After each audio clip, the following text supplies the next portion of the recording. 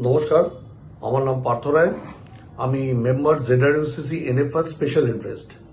আজকে আপনাদের সামনে উপস্থিত হয়েছি একটি বিশেষ সংবাদ নিয়ে, যেটি রেলের তরফ থেকে আপনাদেরকে দিচ্ছি। আমাদের মহামান্য সাংসদ ডক্টর জয়ন্ত রায় উনি আমাকে বলেছেন যে আপনাদের মাধ্যমে এটা সার্কুলেট করতে। বিষয়টা হচ্ছে, একটি রেল লাইনের নতুন সূচনা হচ্ছে, যেটি আমাদের মহামান্য রেলমন্ত্রী মিস্টার অশ্বিনী বৈষ্ণব তার চিঠির মাধ্যমে ডক্টর জয়ন্ত রায়কে জানিয়ে দিয়েছেন। সেই রেল লাইনটি চালসা থেকে নকশাল, অর্থাৎ ভুটান চায়না বর্ডার, সেই বর্ডার অব্দি ট্রেনটি যাবে। চালসা থেকে বিন্দু ঝালাং হয়ে মোটামুটি রুটটা ওইখানে গিয়ে যাচ্ছে, আরো কিছু জায়গা টাচ করে। সেখানে পৌঁছানোর একটি উদ্দেশ্য হচ্ছে, ট্রেনটি প্রথম ক্রাইটেরিয়া হচ্ছে প্রান্তিক মানুষ যারা বর্ডারে থাকেন তাদেরকে মেন স্ট্রিমের সঙ্গে যোগাযোগটা আরো সুন্দরভাবে করে দেওয়া।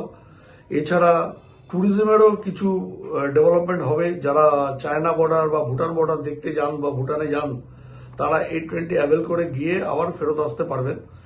এবং যেটা বলার সেটা হচ্ছে, আমাদের অনারেবল প্রাইম মিনিস্টারের স্বপ্ন যে প্রত্যেকটা বর্ডার যেন ওয়েল সিকিউর হয়। সে ওয়েল সিকিউর করতে গেলে পরে যে মিলিটারি মুভমেন্ট, সেটা যেন ভেরি ইজি ওয়েতে হয়। তাতে আপনারা সবাই জানেন যে রাস্তা থেকে রেল দুটোই খুবই দরকার, এবং রেল মুভমেন্টটা হলে পরে আমাদের অনেক অনেক ডিফেন্স পার্সোনালকে আমরা ওই বর্ডারে ক্যাটার করতে পারবো, নিয়েও যেতে পারবো, নিয়েও আসতে পারবো।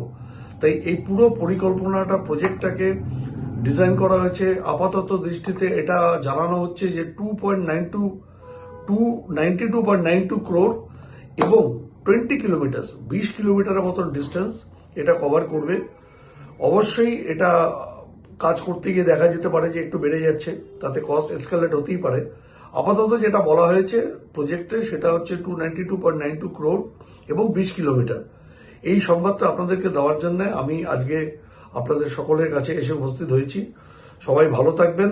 আরো উত্তরবঙ্গের জন্য ভালো ভালো সংবাদ নিয়ে আসছেন স্বয়ং আমাদের ডক্টর জয়ন্ত রায়, আমাদের এমপি, যে দিবারাত্রি খেটে এই সমস্ত ডেভেলপমেন্টের প্রোগ্রামগুলো করে যাচ্ছেন। এবং অবশ্যই তাকে আমি সহযোগিতা করছি বিভিন্ন সময় বিভিন্নভাবে। এটা বলি আজকে আমার এই বক্তব্য শেষ করছি। নমস্কার।